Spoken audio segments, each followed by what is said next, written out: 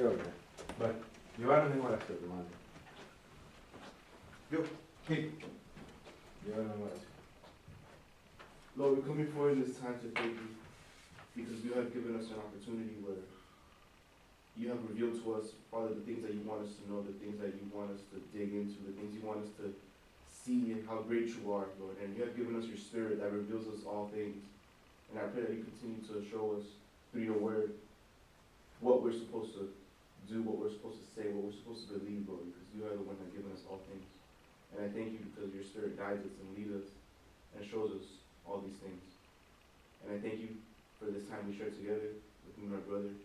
And I pray that we take this time and just expound on these things, Lord. In the name of Jesus, pray. Amen. Amen. Bueno, en la noche de hoy vamos a trabajar con el libro, nos habla de la Santísima Trinidad, esencia y persona, explorar el misterio de la Trinidad, para dentro de eso poder entender un poco también al Espíritu Santo, ¿no? Ya que el Espíritu Santo es parte esencial de la Santísima Trinidad, y en este capítulo como que nos vamos a ir un poquito, vamos a profundizar un poco más allá de solamente el Espíritu Santo, entendiendo que el Espíritu Santo es el Dios que está en la actualidad entre nosotros, con nosotros. Y entonces hay una misión clara del Espíritu Santo. Desde que Jesucristo nos envió permanentemente al Espíritu Santo entre nosotros. Y esa es, ¿cuál es la misión? ¿Cuál tú entiendes que es la misión del Espíritu Santo entre nosotros? Entre nosotros, en la actualidad. Bueno, basado en lo que leo en la palabra, lo que Él hace es revelarnos la verdad. Ajá. Y específicamente la verdad en Cristo. Y dándonos, renovándonos a nosotros.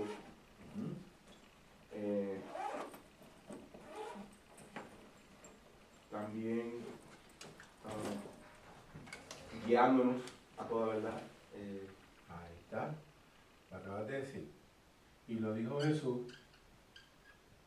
Jesús dijo, yo soy el camino, ¿recuerdas?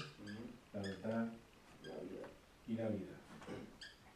Y entonces Jesús nos dice, y yo, a ustedes les es menester que yo me vaya, porque yo les enviaré entonces al Paracleto, que es el Espíritu Santo, que es el que les va a dar a ustedes convencimiento de pecado. ¿Ok? Porque no lo conocíamos. Y Él los va a llevar a todo camino, a toda verdad y a toda vida. Porque Él dice, testifica. Hay dos razones para el Espíritu Santo. Una, testificar de Jesús, llevarnos a toda verdad o convencimiento de pecado y revelarnos aquello que Dios Padre nos quiere revelar. El Espíritu Santo nos lleva a todo camino de verdad y vida. El camino de la verdad y la vida es Jesús, y entonces lo importante es que Jesús dice, y yo, a través de mí vas a poder llegar a Dios Padre, porque nadie llega al Padre si no es a través de mí. Entonces el Espíritu Santo nos revela lo que Dios quiere revelar en nuestro tiempo y nos lleva, es responsable de llevarnos hasta la presencia de Jesús, para entonces a través de Jesús poder llegar al Padre. Ese es el trabajo de la Santísima Trinidad. Ahora, vamos a hablar, o vamos a profundizar en lo que es la Trinidad. Y hay unas palabras de vocabulario que tenemos que discutir. Una es contradicción. En inglés, contradiction. Y entonces contradicción es cuando presentamos una comparación entre dos situaciones o dos ideas o un pensamiento donde una es totalmente opuesta a la otra. Eso es una contradicción. Por ejemplo, la contradicción de la luz es la oscuridad. Totalmente aparte. Totalmente independiente, en polos opuestos. Ahora, otro punto que tenemos que hablar es lo que es una paradoja. Entonces, se confunde la palabra de paradoja contra la palabra contradicción. Pero no es así, son completamente opuestos. Hay gente que piensa que una paradoja es lo mismo que una contradicción. pero no es lo mismo. Paradoja es algo que cuando está, ay, el profesor de este salón me va a escocotar. Pero tú eres testigo, tú eres borrador de él. Ok, entonces la paradoja se confunde con la palabra contradicción, pero es totalmente opuesta. Paradoja se compone del prefijo para y la raíz doja. Para quiere decir al lado de. Si utilizamos un ejemplo como es el paramédico cuando está al lado del médico trabaja en la misma industria. Tú eres el maestro de este salón de clase y te traen un asistente. Mientras el asistente está a tu lado, el asistente está trabajando como tú, pero son distintos. El paramédico y el médico no es lo mismo, pero cuando el paramédico trabaja bajo la supervisión del médico, está trabajando en la misma industria y con el mismo fin que es salvar a las personas. Eso es una paradoja.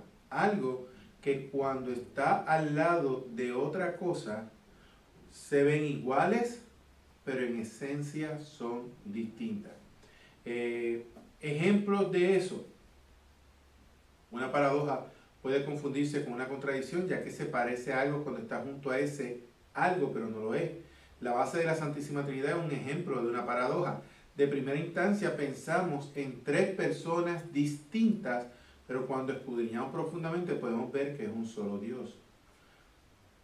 Cuando están juntas es un solo Dios, pero a la misma vez son tres manifestaciones distintas. Otro ejemplo de una paradoja, que no vayamos a confundirnos, es la unión hipostática de Jesús. Jesús es una paradoja porque es hombre y es Dios. 100% Dios. Yo siempre he dicho que lo sacamos de contexto porque decimos Jesucristo era 100% hombre, 100% Dios. No. Jesús siempre fue 100% Dios en un cuerpo 100% humano. Fue 100% Dios y 100% hombre, pero él nunca fue 100% hombre primero para luego ser 100% Dios. Y parece que es una tontería y no lo es. Es base. Jesús era 100% Dios, siempre fue Dios, a la misma vez 100% hombre. Mientras esa humanidad estaba al lado de la deidad, parecía una misma cosa, pero no es una misma cosa porque uno era un cuerpo humano, que para poder seguir subsistiendo tuvo que ser glorificado. Si se hubiese quedado como nosotros, no hubiese podido continuar. Es una paradoja porque se parece a algo en el momento en que están juntos, pero siguen siendo totalmente distintos. Y esa es la Santísima Trinidad.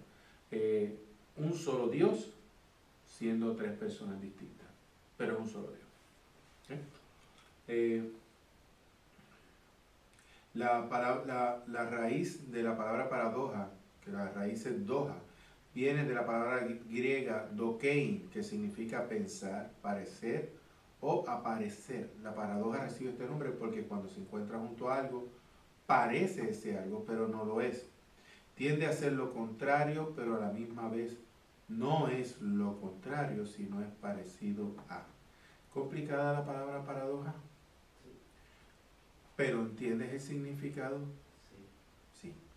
¿Es complicada la Santísima Trinidad? Claro que sí. ¿La conocemos en su 100%? No, para nada.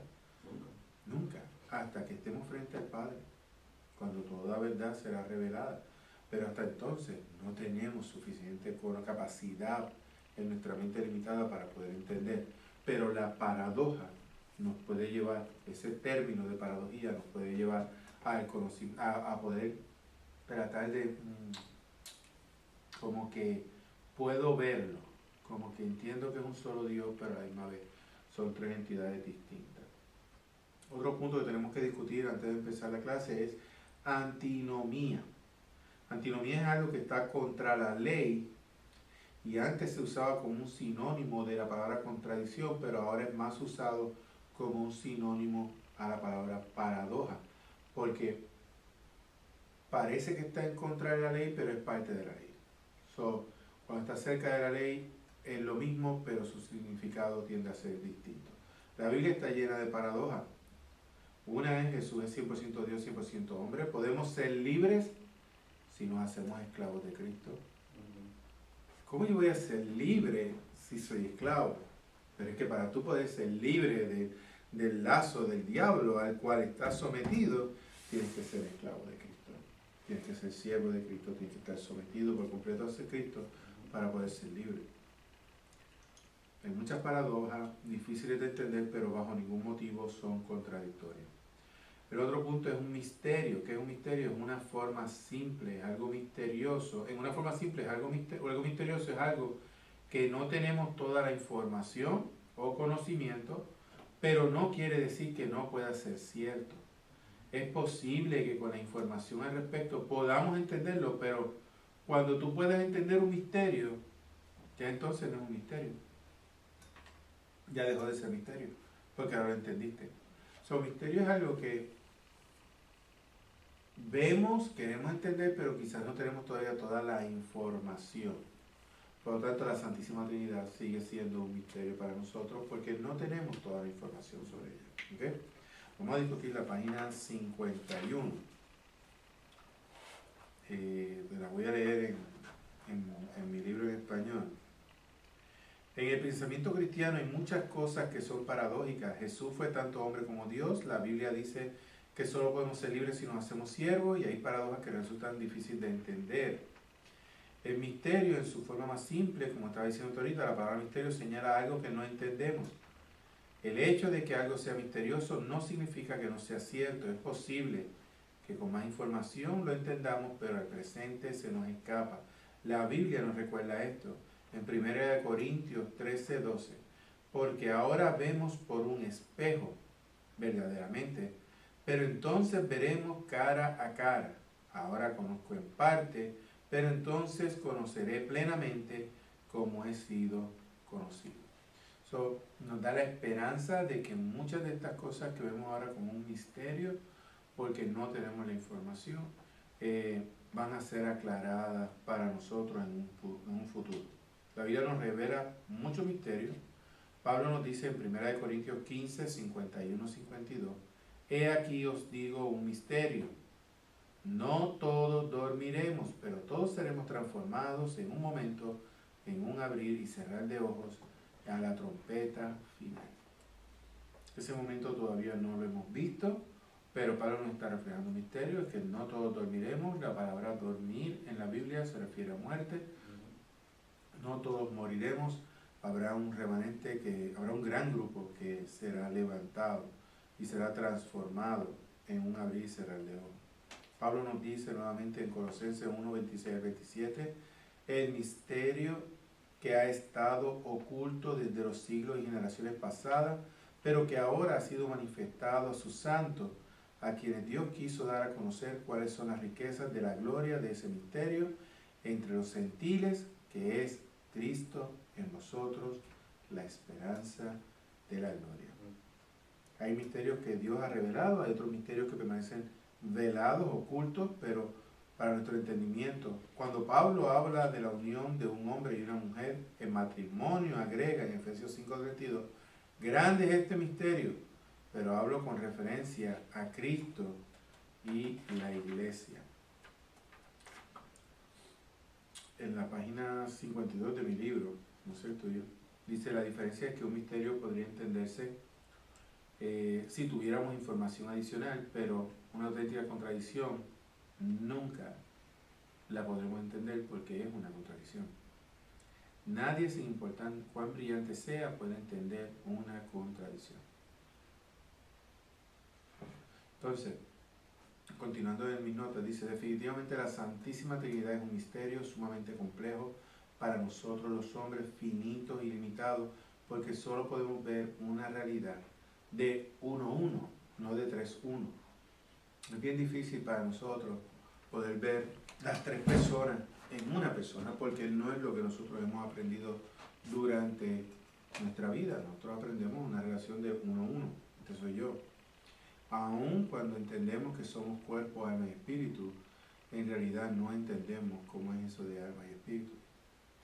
entendemos, vemos en un solo plano, 1:1, no vemos 3:1. Es parte de nuestras limitaciones, pero no cabe duda que es cierto. Lo mismo nos sucede con Cristo y su naturaleza hipostática. Está más que demostrado que es 100% Dios a través de sus actos milagrosos, desde la concepción en el vientre de María hasta sus múltiples obras de sanación física y multiplicación de panes y peces. Tienes que recordar que cuando Cristo, porque decimos que Cristo definitivamente era Dios y no era un ángel, como muchos dicen, como dicen los mormones, como dicen los testigos de Jehová, que dicen que Cristo fue el creador, pero Él fue creado por Dios. No, no es cierto, no puede ser así, porque entonces si Él es creado y Él no es Dios, entonces Él no es omnipotente, omnisciente y omnipresente. Esas son tres cualidades que solamente se le otorgan a Dios. No lo tienen los ángeles, no lo tiene nada de la creación. Los ángeles cuando actúan sometidos a lo que Dios permite que hagan. Volviendo al ejemplo de Job y Satanás, Satanás le decía, quítale el cerco. ¿Por qué Satanás no iba y le quitaba el cerco? Porque él no tiene poder sobre la creación. Dios lo permitió para que eso pasara. Pero Jesucristo, cuando hacía un milagro, lo hacía en su carácter personal. Él decía, le dijo a la niña, taquita cume, levántate y anda. Él le dijo a la legión de demonios cuando vinieron de él les dijo, los demonios le dijeron, déjanos ir a ese hato de cerdos, había 2000 cerdos al lado, ¿y qué es lo que dice? Id. Cuando habla con Lázaro en la tumba, le dice, Lázaro, ven fuera. Pero cuando Pedro sana al cojo, le dice, de lo que tengo te doy. Así que en el nombre de Jesús, levántate. Pero en el nombre de Jesús, porque yo no puedo, porque no es mi autoría, porque yo no tengo el poder lo tiene Dios. Entonces ahí vemos la deidad de Cristo, porque sí Cristo lo decía en su carácter personal. Él no lo decía, en nombre de Dios te digo que hagas, ¿no? Y el Espíritu Santo lo mismo. Cuando en Hechos el Espíritu Santo dice, en voz audible, dice la palabra, ante cientos de testigos, dijo, apartadme para mí a Saulo y a Bernabé porque los quiero para la obra. Claramente el Espíritu Santo está diciendo, apártamelo para mí, porque yo los quiero para la obra. Yo les voy a decir qué van a hacer. Yo los voy a llevar a todos ustedes al camino de verdad. Yo les voy a dar revelación. Lo está diciendo en su propia potestad. Claro está. La palabra nos dice que el Espíritu Santo revela lo que Dios permite que revele y testifica de Jesucristo. No testifica de sí mismo. Pero cuando lo hace con la autoridad que Él tiene porque Él es Dios, es una manifestación de Dios. Entonces ahí vemos la diferencia entre lo que es deidad o lo que es divinidad y lo que es Él simplemente hombre. ¿Okay? Nosotros, y así lo vimos en Cristo, cuando como Dios hizo actos milagrosos, la concepción de su vientre en María, eso fue de una manera milagrosa, pero ahí vemos otro ejemplo, Miguel vino y dio un mensaje, y se le reveló a José en los sueños, o tenía poder, los ángeles tienen poder para entrar en tus sueños y revelarte lo que Dios quiere, pero él dijo, José, tranquilo, que lo que hay en el vientre de María, santo es porque viene de Dios, y él habló en nombre de Dios, no hablaba en su propia autoría. Ahora, también en Jesucristo vemos también cómo es 100% hombre, él lloró, él tenía hambre, él fue tentado por Satanás, pero cuando estaba durmiendo en la barca y ellos creían que iban a naufragar, se levantó y calmó los vientos y calmó el agua. Pero estaba durmiendo. So, vemos en esa paradoja cómo es tanto Dios como es hombre. La iglesia protegió en el concilio de Calcedonia en el año 451 a.C. la deidad, 451 después de Cristo, la deidad de Cristo, afirmando que Jesús era, como se dice, vereomo o veredeus, que es verdaderamente hombre, verdaderamente Dios. y evitando así también la confundida idea de tres dioses, porque los tres dioses nos llevaría al politeísmo y nosotros somos monoteístas, creemos en un solo Dios, politeístas, varios dioses. ¿Viste cómo estoy mejorando el griego? Vere homo, vere deus. Claro, eso es fácil.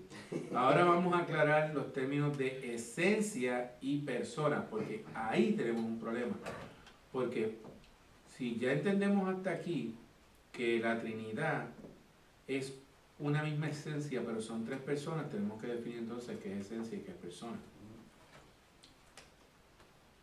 Esencia viene del concepto ser y de la raíz del griego ousia.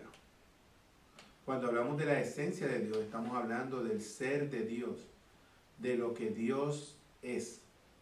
Dios es sus atributos, Él es ilimitado, sin rastro de variación, es total, es completo, es independiente, no depende de nadie, Él no está limitado a tiempo, Él no está limitado a espacio, Él no está limitado a un lugar, a una situación. Dios es completo. Ese es su ser. Todo lo que existe es creado por Él, pero nada de lo que existe lo influye a Él. Él es esencialmente uno, Él es completo. La Iglesia preserva fuertemente este tema porque demuestra lo que es el monoteísmo o individualismo de Dios. Ahora, la Biblia nos dice, y vamos a ir un momentito a Juan 1, del 1 al 18.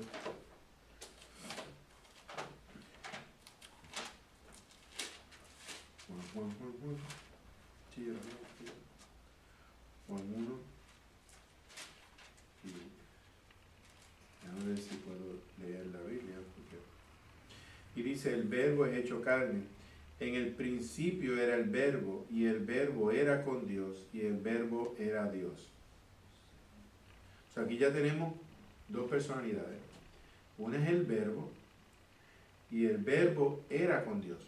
Tengo que entender que son dos, porque te está diciendo que el verbo era con Dios. Y después aclara, y el verbo era Dios.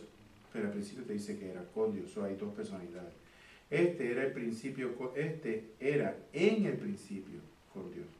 Todas las cosas por Él fueron hechas, y sin Él nada de lo que ha sido hecho fue hecho. En Él estaba la vida, y la vida era la luz de los hombres. La luz en las tinieblas resplandece, y las tinieblas no prevalecen contra ella. Hubo un hombre enviado de Dios, el cual se llamaba Juan. Este vino por testimonio, para que diese testimonio de la luz, a fin de que todos creyesen por él. No era él la luz, sino para que diese testimonio de la luz. ¿Y de qué Juan estamos hablando aquí? De Juan el Bautista, que fue el que vino a dar testimonio de Jesús. Aquella luz verdadera que alumbra a todo hombre venía a este mundo. Y hay un momento en que le dice Jesús a los discípulos, vamos a regresar. Y él dice, pero maestro, es de noche. Y él dice, ¿tú no entiendes que donde está la luz no está la noche? Y se está refiriendo a esto, o sea, porque ellos tenían dentro de las objeciones de que eran de noche, en realidad la objeción era, vas a volver allá donde te querían matar. No tengas miedo, porque nada va a prevalecer cuando yo llego, porque yo soy la luz. Entonces, si la luz está, la noche no prevalece. Incluso la oscuridad no existe. Lo que existe es ausencia de luz. Cuando la luz está, no existe oscuridad. Es cuando no hay luz que entonces todo se ve oscuro. Eso nos enseña a nosotros que el pecado es ausencia de aquí, es ausencia de Dios. Pero cuando Dios llega en tu vida, entonces ya en tu vida no hay pecado. ¿Cometemos pecados? Sí, cometemos pecados porque somos humanos y nuestra naturaleza nos jala al pecado. Pero si caminamos en el Espíritu, como se supone que tú y yo caminemos, no hay espacio para el pecado, porque el pecado no puede contra la luz. ¿Tomaste ahí? ¿Sí? Seguimos. Versículo 10. En el mundo estaba, y el mundo por él fue hecho, pero el mundo no le conoció. Aquí está diciendo claramente, ese verbo que estaba con Dios en el principio, ese verbo que fue el que hizo todo y que por él todo se sostiene, que es otro punto que muchas veces la gente que está bajo esa nueva filosofía de que los hombres son pequeños dioses y que la naturaleza por su propia cuenta puede mantenerse y evolucionar, son los que no creen en esto, que ahí necesitamos, o sea, yo a veces no entiendo cómo una persona me puede decir, estoy en el versículo 11, que el mundo está girando en su propio eje y a la misma vez el mundo está girando a través del sistema solar, que a la misma vez este sistema solar está girando dentro de la galaxia, que a la misma vez esa galaxia está girando alrededor de muchas otras galaxias, millones de galaxias en el universo, que a la misma vez de vez en cuando sale un meteorito que viene así y le pasa por el lado a Chavito de Jamón, al espacio de nada del planeta Tierra y regresa otra vez. Pero ya la Tierra no está aquí, porque ya la Tierra se movió para acá. Este meteorito tiene que ir calculando cómo va a llegar sin darle a la Tierra y pasarle y darle la vuelta. Y tú me vas a decir que en todo esto no existe un poder majestuoso, maravilloso, soberano, que mantiene todo esto en orden. Pero esas personas que piensan que nosotros somos pequeños dioses, ay, me va a matar. Esas personas que piensan que somos pequeños dioses son los que piensan que no existen. Pero aquí Juan nos dice en el versículo 10 que en el verbo en el mundo estaba y el mundo por él fue hecho, pero el mundo no lo conoció. A los suyos vino y los suyos no lo recibieron, mas a todos los que le recibieron, a los que creen en su nombre, le dio potestad de ser hechos hijos de Dios. No pequeños dioses, sino coherederos, hijos de Dios, los cuales no son engendrados de sangre, ni de voluntad de carne, ni de voluntad de varón, sino la voluntad de Dios. ¿Por qué? Porque hemos sido predestinados, porque hemos sido hechos para gloria del Señor, porque hemos sido hechos coherederos del Padre, por la gracia de Dios, porque ni tú ni yo lo mereciéramos. Si pensáramos que Dios es solamente justo, tú y yo nos vamos para el infierno. Pero como también es misericordioso y su amor por nosotros, dice la palabra que Él nos amó a nosotros primero. Entonces nosotros somos por gracia salvos, para que ningún hombre se gloríe de ello, dice Pablo. Y aquí, en el versículo 14 terminando, y aquel verbo fue hecho carne. Ya aquí entonces nos dice, sí, definitivamente, ese verbo que era una paradoja porque en el momento estaba con Dios y era uno solo, y mientras estaba con Dios se parecía a Dios, porque dice, el verbo era con Dios y el verbo era Dios, ahora se separa y es una cosa distinta porque ya no es un Dios, ahora se hace carne. Y el verbo fue hecho carne y habitó entre nosotros y vimos su gloria, gloria como del unigénito del Padre, lleno de gracia y de verdad. Juan dio testimonio de él y clamó diciendo, este es quien yo decía, el que viene después de mí es antes de mí, porque era primero que yo, porque de su plenitud tomamos todos y gracia sobre gracia, pues la ley por medio de Moisés fue dada, pero la gracia y la verdad vinieron por medio de Jesucristo. A Dios nadie le vio jamás, el unigénito Hijo que está en el seno del Padre, Él le ha dado a conocer.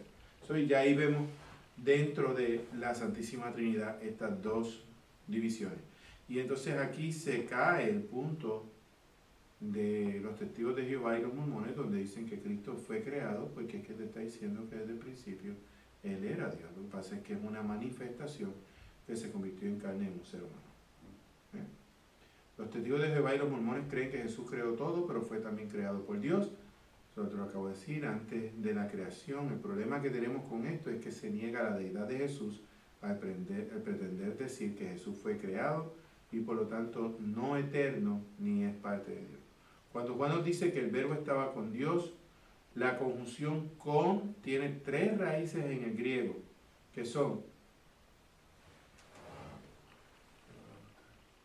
son, y son quiere decir, de aquí derivamos la conjunción sin, como en sinagoga, que se llamaba así porque los fieles se reunían allí, los unos con los otros para adorar a Dios. Meta, que también se utiliza, que es juntos a otros, y pros, que es igual en la palabra griega se dice prospon, y eso se refiere a máscara, a cara, lo que significa que el verbo tenía una relación directa, íntima, cara a cara con Dios, porque era Dios. Los testigos de Jehová dicen, y el verbo era un Dios. Entonces, esta pequeña diferencia de el verbo era Dios y el verbo era un Dios, no es posible porque en el griego la conjunción un es indefinida. Quiere decir que puede haber más de uno, porque ese era un Dios, no era Dios.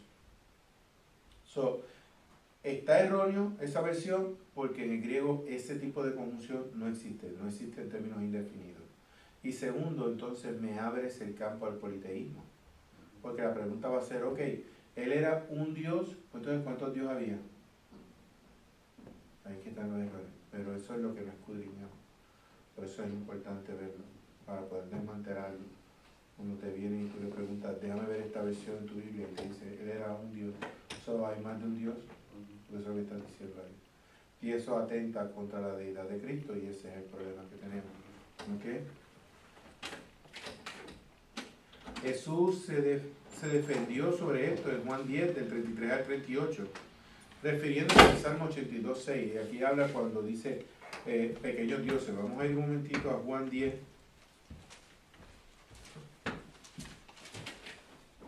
Juan 10 y vamos al versículo 33, 38.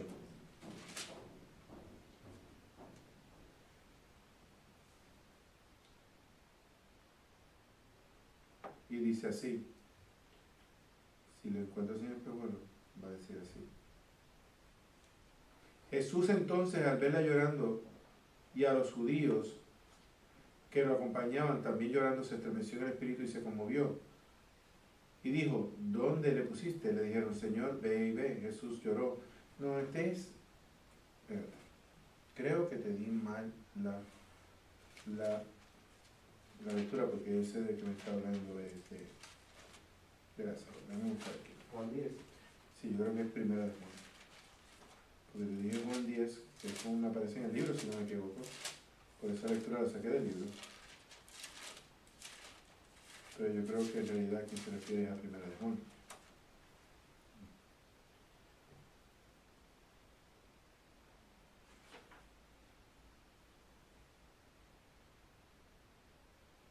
No, no es primera de Juan. Pues es Juan 10, pero no es esa lectura. Sí.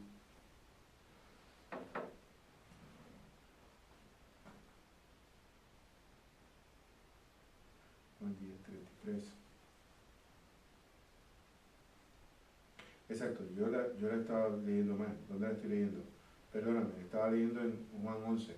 Juan 10 dice, le respondieron los judíos diciendo, por buena obra no te apedreamos, sino por la blasfemia, y porque tú, siendo hombre, te haces Dios. Jesús le respondió, ¿no está escrito en vuestra ley, yo dije, dioses sois? Si llamó dioses a aquellos a quien vino la palabra de Dios, y la escritura no puede ser quebrantada, a quien el Padre santificó y envió al mundo, vosotros decís, tú blasfemas porque dije, yo soy el Hijo de Dios. Si no hago las obras de mi Padre, no me creáis, pero si las hago, aunque a mí no me creáis, creed a las obras, para que conozcáis y creáis que el Padre está en mí y yo en él. Ahora, esto es un punto bien delicado. No, porque dice aquí que la palabra dice, dioses sois. Y eso se saca mucho de contexto. Pero es que tienes que ir el salmo al que él se refiere, y él se refiere al Salmo 82, versículo 6. Y quiero que vayamos ahí para que tú veas en qué contexto es que se dice esto. Salmo después de Génesis, justo después de Proverbios, 82:6. Dice, yo dije, vosotros sois dioses, y todos vosotros sois hijos del Altísimo. O sea, que yo soy un pequeño Dios, porque eso es lo que está diciendo la Biblia. Y ahí es donde Jesús le dice, oye, la Biblia dice que ustedes son pequeños dioses, vosotros dioses sois, y entonces no me creéis a mí que sí tengo las marcas, las señas, que hago los milagros, que hago las obras, que hago los prodigios, de que soy hijo de Dios. Pero mira como dice el contexto, que es donde todas las personas que creen en un evangelio de prosperidad sacan esto de contexto cuando dice, vosotros sois dioses y todos vosotros sois hijos del Altísimo. Tenemos que continuar leyendo, dice el versículo 7, pero como hombres moriréis y caeréis como cualquiera de los príncipes. Levanta, oh Dios, levántate, oh Dios, juzga la tierra porque tú heredarás todas las naciones. Cuando el concepto aquí de vosotros sois dioses se refiere a la autoridad que Dios le dio al humano sobre la creación. Porque cuando el Señor hace los animales del campo, ¿lo hizo para qué? Para que nosotros comiéramos, ¿correcto? Cuando se hace un sacrificio, ¿qué es lo que se hacía en el sacrificio? Se mataba el animal. Pero ¿quién tiene poder sobre la vida? Solo Dios, no el hombre. Entonces, cuando aquí se refiere que ustedes son como pequeños, ustedes, y yo dije, vosotros sois dioses, se refiere a que yo compartí contigo una potestad, un poder, una toma de decisiones. Yo compartí contigo la humanidad a través de Adán, que le pusieras nombre a la creación. Y como tú le llames, así serán llamados. Y decía, y tú tendrás poder y dominio sobre ellos. Y si los tienes que matar, tú los puedes matar. Eso es un permiso de Dios. Y esto lo está dando. Pero claramente enseguida en el versículo 6 dice, el versículo 7 dice, pero como hombres moriréis. No eres un Dios eterno, porque vas a morir. Y caerás como cualquiera de los príncipes.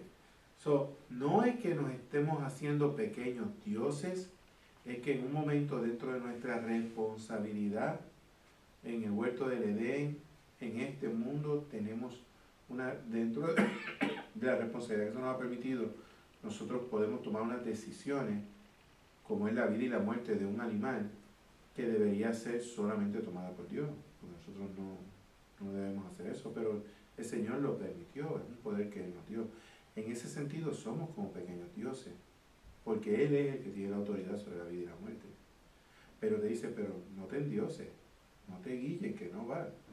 Como hombre vas a morir, no eres un Dios a mi nivel, es que estás compartiendo. Y ahí Jesús le dice a esto, que le llaman pequeños dioses, y ustedes no me creen a mí que yo sí estoy haciendo las señas, yo sí tengo las obras, yo sí resucito a las personas, yo sí le devuelvo la vista al ciego, yo sí levanto al inválido.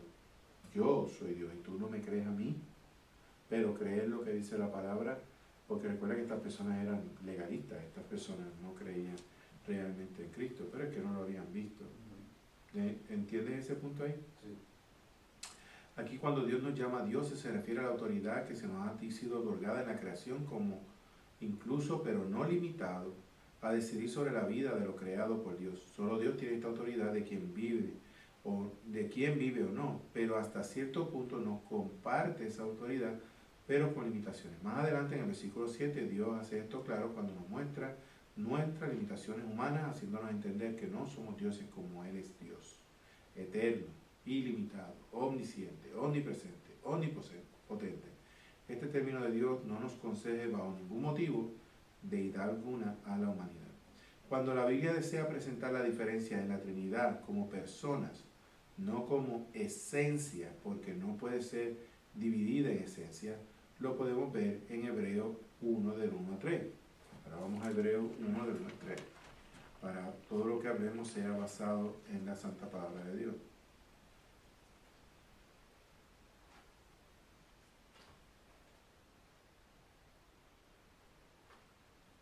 Y Hebreos 1 del 1 al 3 nos dice: Dios, habiendo hablado, mira cuando tú llegues. Tú lo tienes en inglés, ¿no? Sí. Ok, yo espero que sí. Dios, habiendo hablado muchas veces y en muchas maneras, en otro tiempo a los padres por los profetas, volvemos ahí a hacer una aclaración. Profeta no es cualquier persona que diga yo soy profeta. Profetas fueron hombres de Dios que Dios Padre utilizó para llevar su mensaje. Si hubieran profetas en estos días, ¿no, Andri? Y hablaran en nombre de Dios, ¿qué tenemos que hacer? Empezar a añadir páginas a la Biblia porque es palabra de Dios. Y eso está contrario a lo que dice Apocalipsis. Pero seguimos. En estos postreros días nos ha hablado por su Hijo, a quien constituyó heredero de todo, por quien asimismo hizo el universo. Ya aquí vemos que Dios constituye a su Hijo. Es la segunda persona de la Trinidad, el cual siendo el resplandor de su gloria, una paradoja, y la imagen misma de su sustancia, y quien sustenta todas las cosas con palabras de su poder, habiendo hecho la expiación de nuestros pecados por sí mismo, se sentó a la diestra de la majestad en las alturas. Claramente aquí nos dice ya dónde está Cristo ahora mismo, en la diestra del Padre. Quién era Cristo, cuál era su razón de ser y que por él es que se sustentan todas las cosas. Hecho tanto más superior que los ángeles, cuanto heredó más excelente nombre que ellos.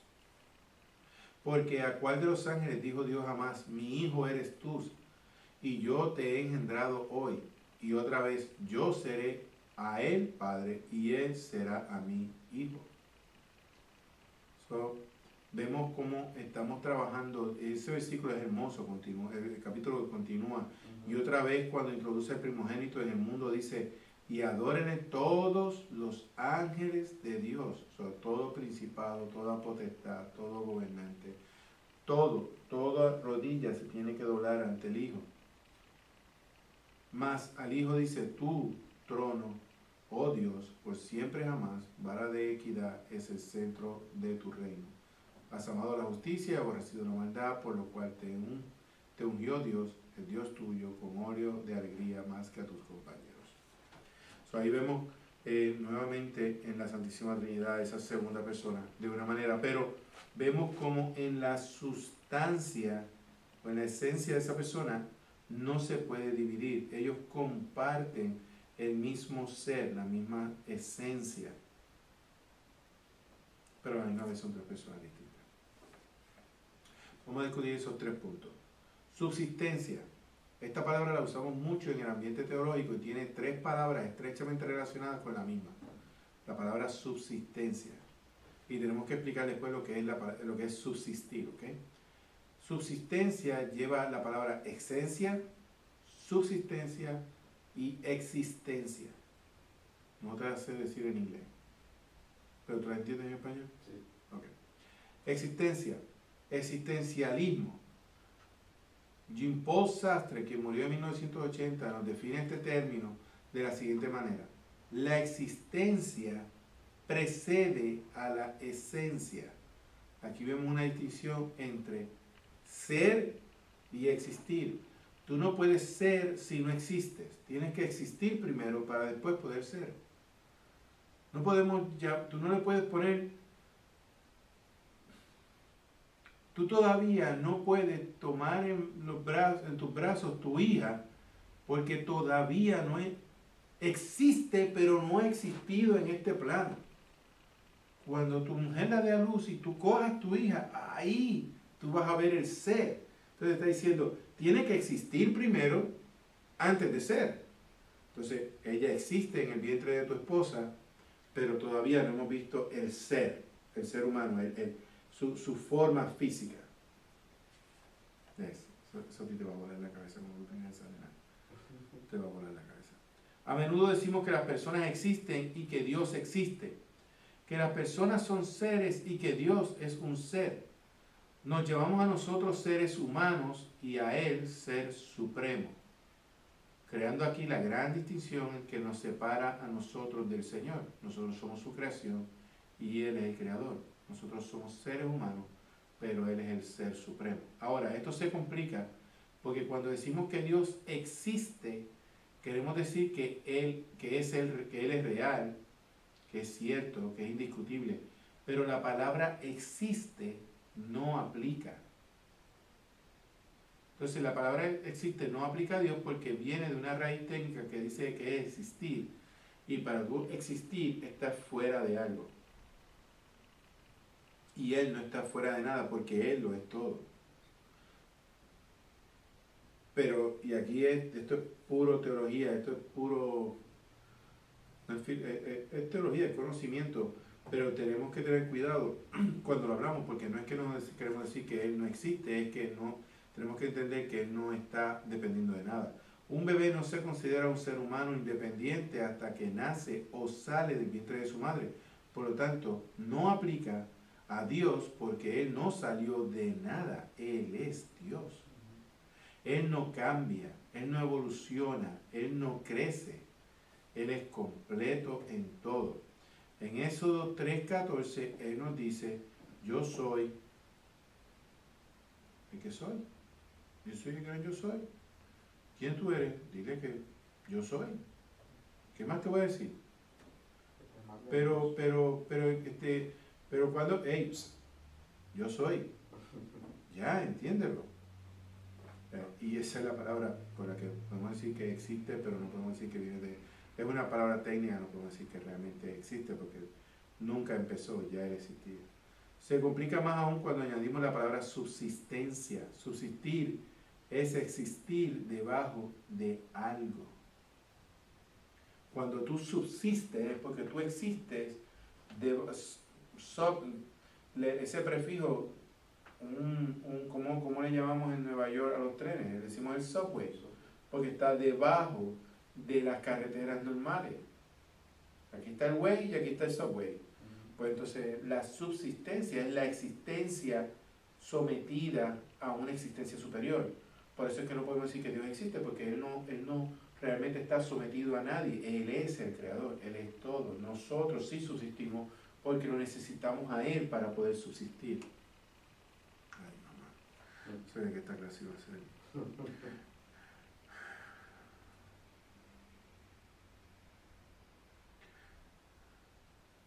Entonces, la palabra persona, ya vemos lo que es subsistencia. Subsistencia es subsistir, que es existir debajo de algo. Persona, viene del prefijo per, que quiere decir a través. Y la raíz sono, es persona, pero la raíz es sono. En el teatro romano, persona es una máscara a través de la cual los actores hablaban. Y eso no les gustaba cuando se estaba haciendo la Biblia, en usar ese tipo de terminología, porque no podemos pensar que estábamos basándonos en una terminología de una situación romana teatral. Entonces, en el área griega significa hipostasis, por lo cual hablamos de la Trinidad, hablamos entonces de la unión hipostática de la divinidad. Entonces ahí la persona, cuando hablamos de... No podemos, para ponerlo en un tema, un punto un poquito más claro, no podemos utilizar la palabra persona utilizando su raíz romana, pero sí su raíz griega, porque en griego es hipóstasis, que podemos definirlo de una manera que ya lo habíamos hablado, la unión hipostática de Jesús. Y entonces, si nosotros podemos entender la unión hipostática de Jesús, donde se ha confirmado por los testigos oculares, por los escritos, por la ciencia en aquel momento y a través de los tiempos, que Cristo fue 100% Dios y a la misma vez fue 100% humano, manteniéndose juntos, porque es una paradoja, pero son cosas distintas, podemos entonces decir que cuando hablamos de las personas de la Santísima Trinidad, nos estamos refiriendo a la unión hipostática de la Trinidad, donde vemos al Padre, Hijo y al Espíritu Santo, tres personas distintas. En Jesucristo 22, aquí ves tres, Padre, Hijo y Espíritu Santo, una sola esencia, pero tres manifestaciones totalmente distintas. Eso es lo que quiere trabajar cuando habla de la palabra persona. Cuando Juan Calvino y otros teólogos hablaban de la Trinidad, decían que en la Trinidad tenemos una esencia, que es un ser, que es Dios, pero a la misma vez tenemos tres subsistencias, porque las otras manifestaciones dependen relacionadas y directamente con Dios. El Padre está el Hijo honra al Padre, glorifica al Padre, pero a la misma vez nos dijo que el Espíritu Santo testifica ¿de qué? Del Hijo. El Espíritu Santo está subordinado tanto al Padre porque revela lo que el Padre quiere, y subordinado al Hijo porque testifica del Hijo, y el Hijo está subordinado al Padre porque lo glorifica. Ahí tenemos la Santísima Trinidad, todos subsistiendo uno del otro en un solo ser, pero en tres subsistencias. Y eso es el punto que traía Calvino. Las tres personas de la Santísima Trinidad subsisten debajo de la esencia, que es el ser de la divinidad de Dios. Por eso los tres son divinos, los tres son Dios. Ese es el ser. Los nombres del Padre, Hijo y Espíritu Santo indican distinción de personas, pero no de divisiones esenciales en su deidad, en su ser como Dios. Aunque Dios Hijo es coeterno u coesencial con el Padre en la obra de la redención, es el Padre quien envía al Hijo y no el Hijo enviando al Padre. Ahí vemos que el Hijo está subordinado al Padre, porque el Padre lo envía a Él, el Hijo lo envía al Padre. De la misma manera, la palabra de Dios nos enseña que es el Padre y el Hijo quien envían al Espíritu Santo, quien procede de ambos. Y según el Hijo está subordinado al Padre, el Espíritu Santo está subordinado al Padre y al Hijo en la obra de la redención. Sin embargo, no significa que es inferior al Padre o inferior al Hijo, porque mantienen un mismo ser, que es su divinidad, sino que todos, Padre, Hijo y Espíritu Santo, son iguales en esencia, un solo Dios, y merecen igual adoración, igual reconocimiento, igual respeto, igual dignidad, igual poder. Para terminar, en la clase de hoy vamos a ir a Juan 16, el trabajo del Espíritu Santo, comenzando en el versículo 5. No sé cuándo llegue allá.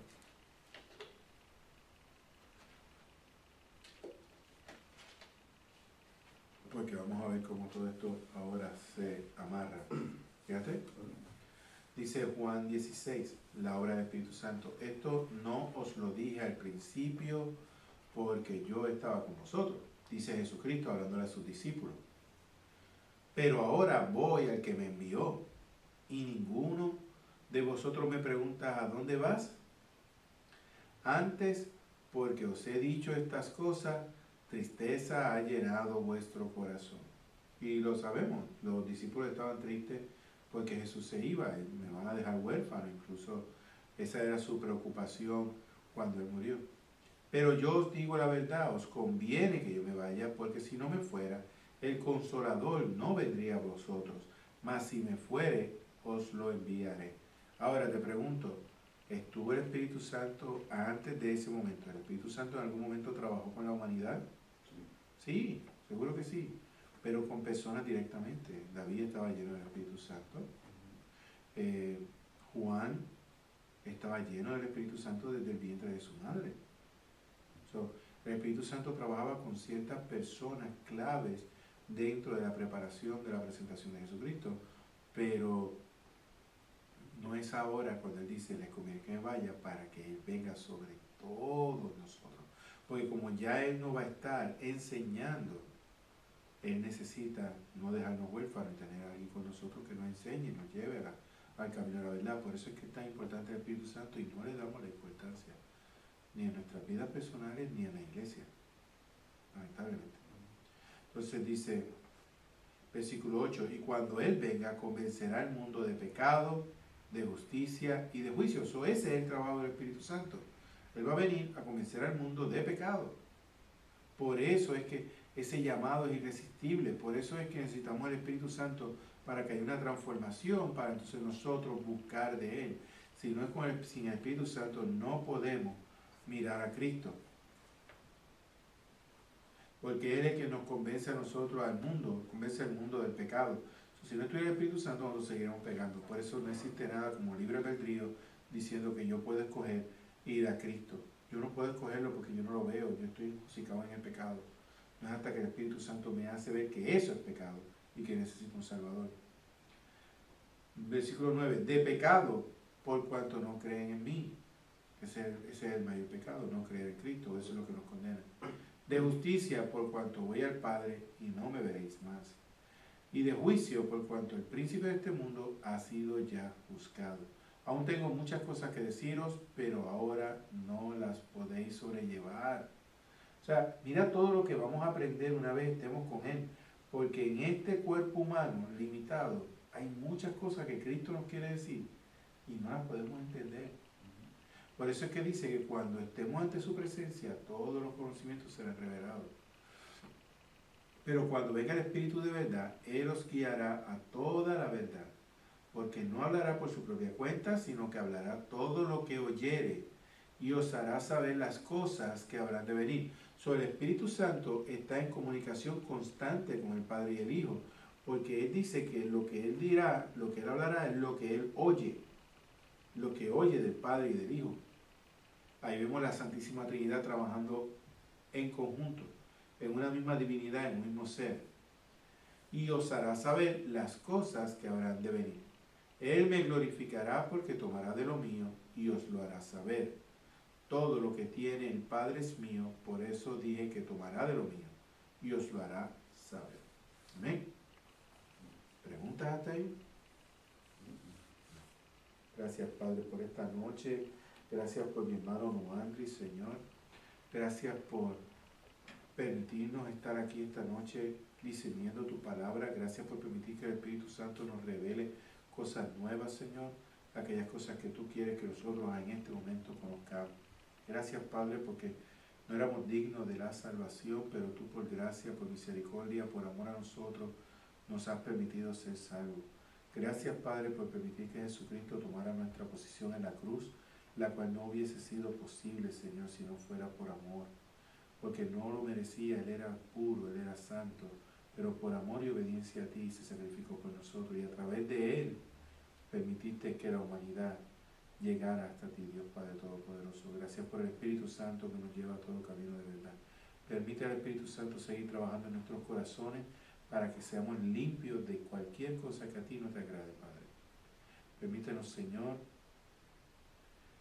continuar caminando en el Espíritu.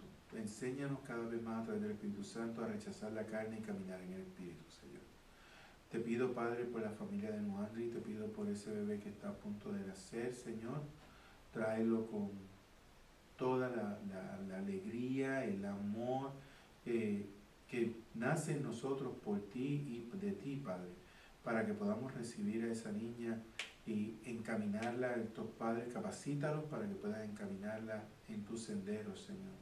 Que venga con propósito, que venga a ser una representante fiel de nuestro Señor Jesucristo, Señor, que pueda llevar el mensaje en su momento dado. Capacítala para trabajar en la obra como capacitamos a nosotros también para guiarla y para trabajar en tu obra, Señor.